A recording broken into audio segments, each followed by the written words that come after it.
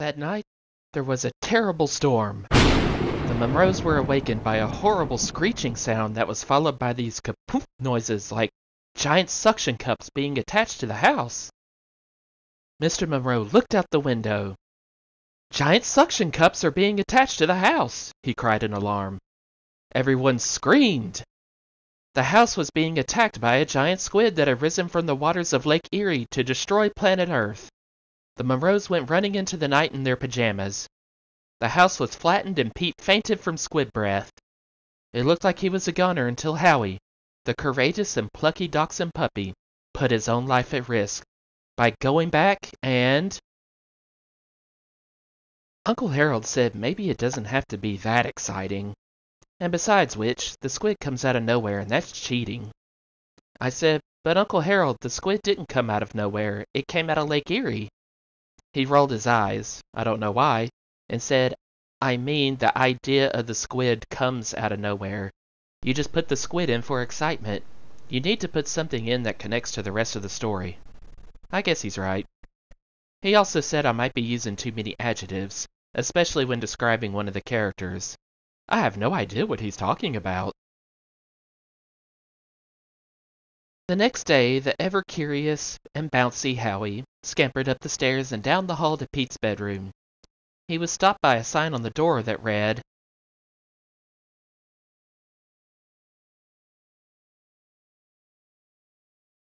Just then, Pete's brother, Toby, walked by Howie and pushed open Pete's door. "Can't you read?" Howie heard Pete shout. "You're not doing any science experiment," said Toby, "unless you call seeing how long you can lie on your bed without doing your homework a science experiment." "I will be doing a science experiment," Pete shot back. Later that night, when most of the house was asleep, Howie heard a strange noise coming from upstairs. As he got closer to Pete's room, the noises got louder, and there was the strangest smell. Howie, the alert and inquisitive dachshund puppy, poked his nose through the half-open door. What he saw stopped him dead in his tracks. That's just an expression. Howie did not die, and he also did not have dirty paws. The room was filled with test tubes gurgling with strange-colored liquids. Streams of smoke rose up and filled the room like ghosts. In a graveyard. On Halloween. Pete sat hunched over his desk, mumbling to himself. Howie perked up his keen ears and listened carefully. "If only I can perfect this formula," Pete was saying, "I'll have what every 11-year-old boy dreams of. World domination, and an A in science!" He threw back his head and cackled wildly.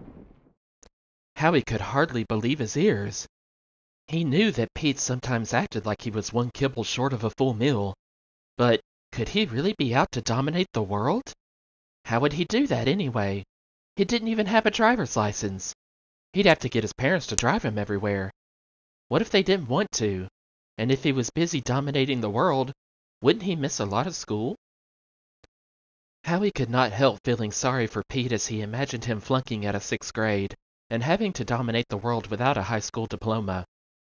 But that feeling didn't last long. "What are you doing here?" he heard Pete hiss accusingly. "Get out!"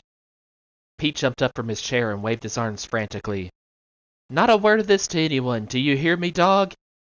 If I find out that you've been squealing..." The demented boy put his hands to his own throat and made a choking sound. Howie scampered out of the room as fast as you could say, "Pete Monroe's gone bonkers!" Even faster. Note: in case Pete ever reads this, none of this really happened. I am making it all up in order for the story to be as exciting as a giant squid.